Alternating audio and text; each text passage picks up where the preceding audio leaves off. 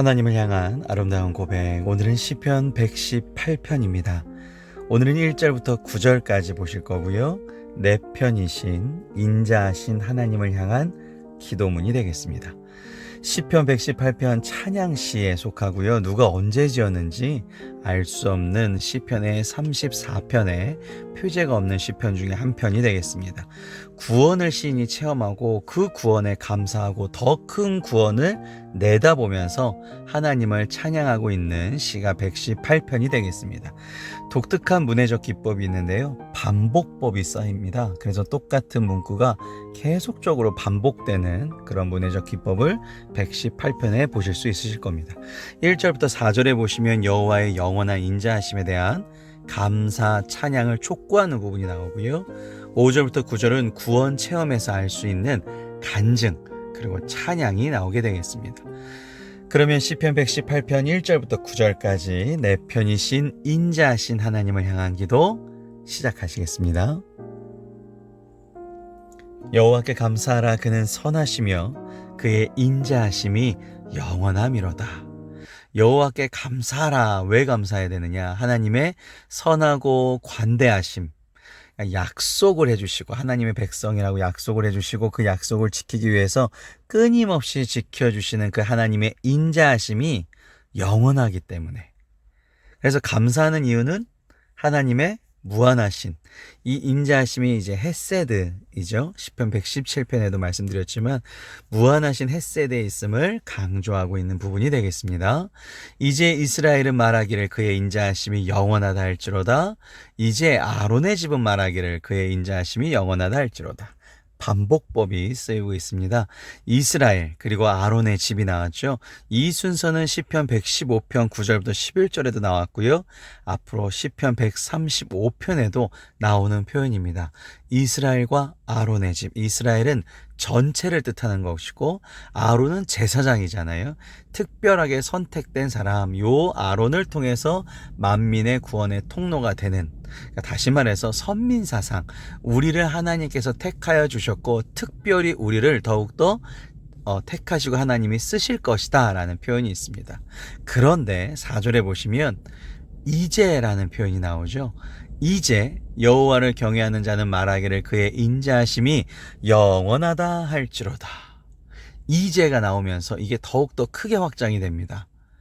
이스라엘, 아론의 집, 이렇게 선택된 백성들 뿐만 아니라 여호와를 경외하는 모든 사람들이 찬양과 감사에 참여해야 된다라는 그런 문구가 4절에 나옵니다. 그래서 하나님의 영원하신 그 헤세드가, 인자하심이 하나님을 경외하는 모든 자에게 임할 수 있다라고 얘기하는 것이죠. 그러니까 이스라엘은 선민적인 이스라엘만 하는 것이 아니라 모든 백성들에게 하나님의 경외하심을 체험할 수 있다. 하나님의 인자하심을 느낄 수 있다라는 고백이 되겠습니다. 그렇기 때문에 모든 사람들이 하나님의 이 인자하심에 대해서 감사와 찬양을 올려야 된다는 것이죠. 5절부터 9절에 보시면 구원 체험에서 알 수 있는 간증이 나오는데요. 내가 고통 중에 여호와께 부르짖었더니, 간증적이죠. 여호와께서 응답하시고 나를 넓은 곳에 세우셨도다.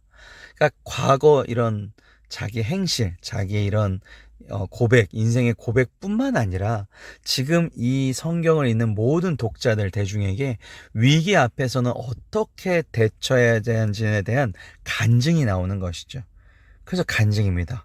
여호와께서 내게 응답해 주셨고 나를 넓은 곳에, 부딪히지 않고 넓은 곳에 세워주셨다라는 것이죠.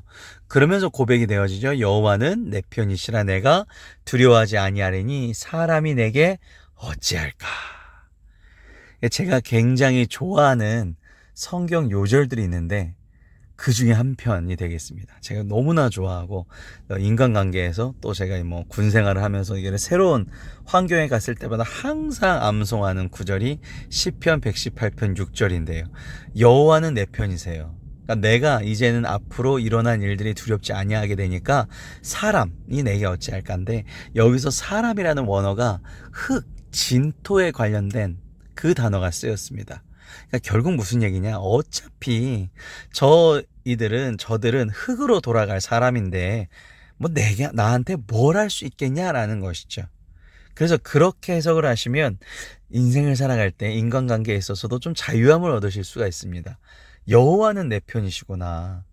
그리고 그 7절에도 또 한 번 반복법에 쓰이면서 여호와는 내 편이 되사 나를 돕는 자들 중에 계시니 그러므로 나를 미워하는 자들에게 보응하시는 것을 내가 보리로다. 6절에 이어서 굉장히 힘이 되는 말씀인데요. 하나님께서 내 편, 그러니까 나를 돕는 자들 중에 한 분이시라는 거죠. 그러니까 얼마나 나를 굳건하게, 더욱더 굳건하게 올바르게 나를 세워주시겠냐라는 거죠. 나를 돕는 수많은 손길인데 그 중에 한 명이 하나님이세요. 그런데 나를 미워하는 자들에게는 하나님께서 보응하신다라는 거죠. 그렇게 악을 행한 것 그대로 갚아주신다라는 것입니다. 이것을 내가 보리로다. 그러면서 깨닫는 거죠. 아, 하나님이 내 편이시구나. 내가 보면서 깨닫게 되는 표현이 바로 6절과 7절이 되겠습니다.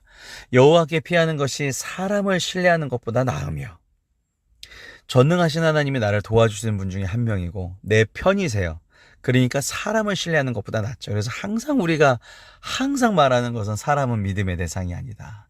전능하신 하나님만 믿음의 대상이다. 사람은 사랑의 대상이다 라는 것이죠.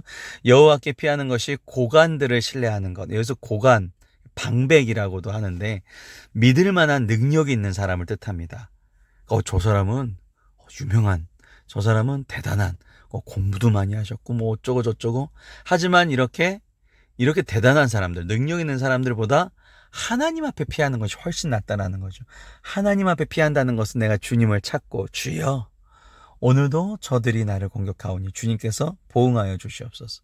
주님께 내가 숨는 거죠. 주님께 의뢰하는 것이죠. 이렇게 우리가 고백하면서 하나님의 영향력과 아무리 대단한 이들을 행하셨지만 그럼에도 불구하고 사람의 영향력을 다시 한번 비교해 볼 수 있는 말씀이 시편 118편 9절까지의 말씀입니다. 어디에 피하시겠습니까? 오늘도 이 시편 118편 9절까지 말씀 보시면서 인자하시고 진실하신 하나님 기도하겠습니다. 인자하시고 진실하신 하나님 아버지 감사합니다. 이렇게 부족하고 연약한 저를 자녀 삼으시고 택하여 주시고 지켜주시니 찬양과 감사를 올립니다. 주님의 모든 계획 속에서 선한 뜻으로 저를 이끌어 주심을 믿습니다. 주님의 인자하심으로 저를 끝까지 지켜주실 줄 믿습니다. 오늘도 주님을 의지하며 살아갑니다.